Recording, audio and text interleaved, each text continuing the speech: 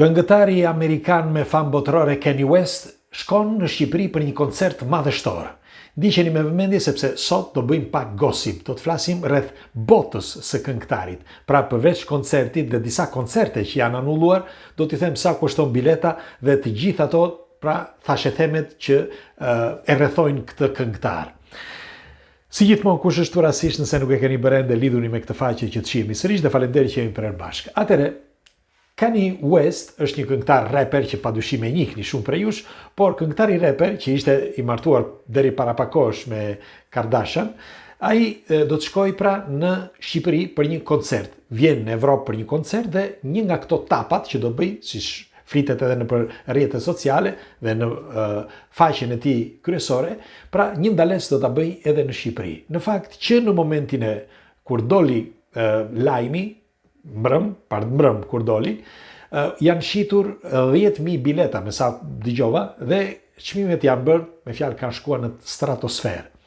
Në fakt bileta për momentin ka qenë nga 100 deri në 300 euro, mos gaboj, në Shqipëri, por edhe në Evropë i njëjti çmim parafërsisht, por në Turqi ka shkuar 700 euro bileta, pra 700 euro si bazë. Pastaj janë shtuar me kalimin e kohës biletat kur shi ka shitur për momentin.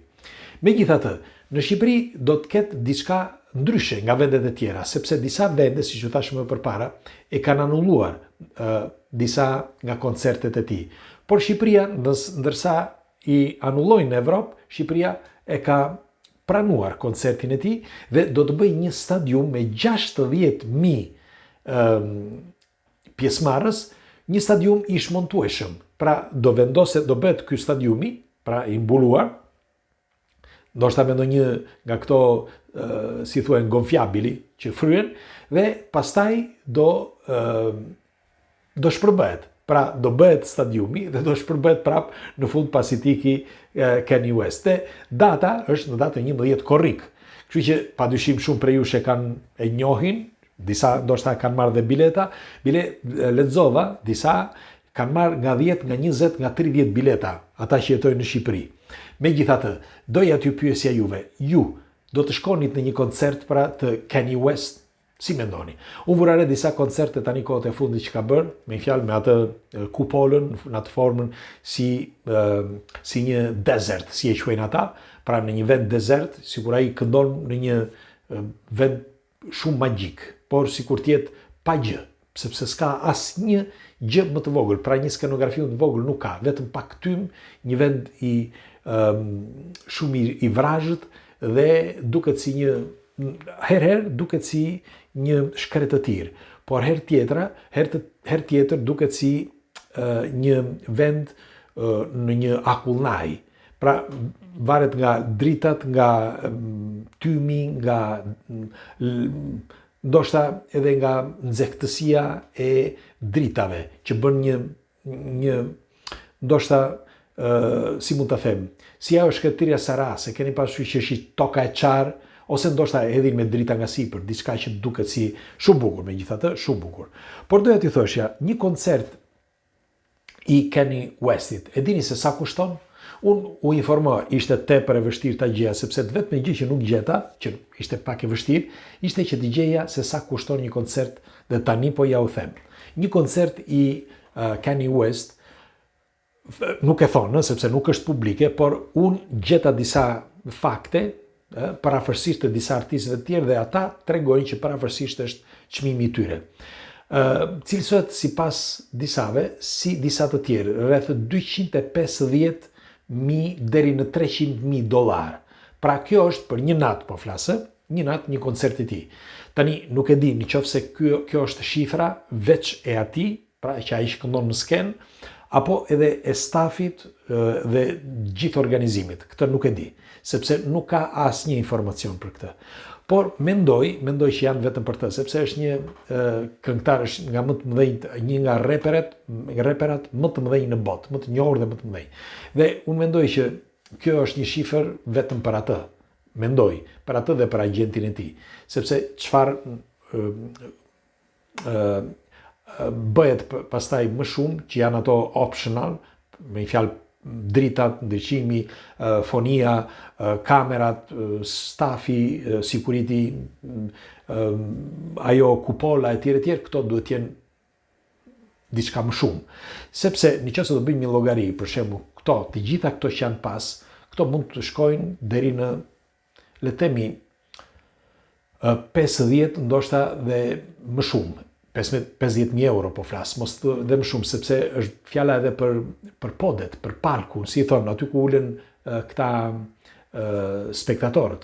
Pastaj duhet ketë edhe një vend apostafat për të ftuarit, pra për personazhet e tjerë e tjerë. Megjithatë, duhet të dini që lexova sepse Kanye West pse janë anulluar këto koncerte në disa vende pra të Evropës. Janë ndaluar, për shembull do t'ja u them se përse, por si fillim janë ndaluar në Poloni, u ndalua pra koncerti i tij dhe po vazhdohet ende që të diskutohet sepse ai pra ministri i kulturës e quan një holokaust nëse do marrë pjesë Kanye West. Ndoshta sepse nga deklaratat që ka bërë, do t'ju them tani, është një antisemit. Ai është kundër, më falni, do t'ju them dhe listën vonë, tani me qenë se më erdhi, është kundër luftës mes Izraelit dhe Palestinës dhe mes Izraelit dhe Iranit, tjerë. Dhe duke qenë një antisemit dhe bën edhe antisemitizm gjatë spektakleve, kjo ka bërë që disa të ruhen, mos të kenë incidente gjatë koncerteve të tij. Në fakt, siç thash më përpara, Polonia e ka anulluar. Zvicra e ka anulluar totalisht. Me fjalë, Zvicra ka thënë jo. Njëkohësisht edhe Anglia. Anglia e ka ndaluar, kurse Franca e ka spostuar në një vend tjetër. Nuk e mbaj mend, në Orange duket, por nuk dihet ende sepse ende nuk është e qartë. Me fjalë, është ende me pikpyetje. Njëkohësisht edhe Italia. Italia ka bërë me pikpyetje sepse ndose ka marrë një job kush e ka organizuar nga një organizat që merret pikërisht me këto, pra me organizimin edhe varet direkt nga Ministria e Kulturës, tregohet që e kanë ndaluar. Kështu që ato që mbeten janë shumë pak. Me fjalë, vendet që mbeten, për shembull Turqia edhe të tjera, njëkohësisht edhe Shqipëria. Pra që mbeten si vendet të sigurta. Tani, shpresojmë që çdo gjë okej, ai nuk besoj që ta anulloj atë të Shqipërisë nëse nuk ka asnjë tjetër këtej nga ana tjetër, sepse të paktën 5-6 në vende të tjera i ka, pra koncerte. Kështu që në Shqipëri do të gjendet në datën, siç thash, në datën 11 korrik. Por dua të nënvizoj diçka, merrni me mend. Ai nuk e çan kokën fare përpara sepse ka para pafund. I ka bërë para prej kohësh, por edhe një koncert i tij, mjafton një koncert ai bën $200.000 apo $300.000. Duhet të dini që me gruan e tij ra dakord me kur u ndan, sepse ka bërë divorcin, u ndan me të dhe i jep $200.000 në muaj. 200.000 për fëmijët që të mbaj fëmijë dhe t'ja pasaj. $200.000 në muaj, që bie pra 2 milionë ca dollar në vit. Sepse është stra milioner, ose ndoshta ka bërë miliardin, nuk e dim. Megjithatë, ai vetëm për protezat që ka vënë, thash të bëjmë pak gossip, vetëm për protezat me titan që ka vendosur, dhëmbët po flas, ka shpenzuar mbi $850.000. Të bëra nga ekspertët më të mëdhenj dhe nga studiot e dentistëve më të mëdhenj dhe më serioz që janë në botë. Njëkohësisht ai kur shkoi me pushime thuhet në Bahamas ka shpenzuar rreth $250.000 për një periudhë që bëri në vitin 2024 pushimet dhe më vonë pastaj shtoi edhe 190.000 të tjera sepse familja donte që të rinte edhe më gjatë dhe disa shpenzime optional që kanë qenë. Pra, ai shpenzoi në totalitet i bie pavarësisht $450.000 për një kohë pushime. Megjithatë, divorci i tij ka hapur shumë polemika sepse përveç se ish gruaja i merr $200.000 pra në çdo muaj, por tregohet që ato pasuria e tij dal nga dal po bie, po rrëzohet, sepse nuk janë vetëm ato Tani duhet të dini që sepse ai është shumë i përhapur në rrjetet sociale, në YouTube, Spotify, TikTok etj. etj. Tani në të gjitha këto ka të ardhua që i arrin. Kështu që arrin mirë, po ka lindur edhe këngëtar të tjerë. Dhe kjo ka bërë që në disa nga këto portalet të shikojnë edhe, me fjalë të dëgjojnë edhe këngëtar të tjerë dhe ka ulur pra shikueshmërinë e Kanye West. Dhe në fakt ai kërkon shpeshherë, me fjalë që të shkoj të mundohet që të shkoj në për koncerte, mos mungoj në asnjë. Por ka raste që ka patur, si për shembull problemi që kishte para ca kohësh në këto gjyqet që kishte, që nuk mundi të shkonte në Japoni. Nëse mbani mend, para pak kohësh do shkonte në Japoni dhe i vun një job sepse nuk arriti, nuk mundi që të shkonte, i vun job me fjalë dhe ai kishte bërë një kontratë, kështu që humbi $20 milion sepse nuk shkoi. Kështu që unë mendoj që nëse ai ka humbur $20 milion, do të thotë që ai kishte një kontratë $200.000. Pra tani po më vjen ndërmend që ndoshta sepse është 10 fishohet, nuk e dini apo jo, por pra në kontratë nëse ti nuk i përmbushesh kushteve të kontratës.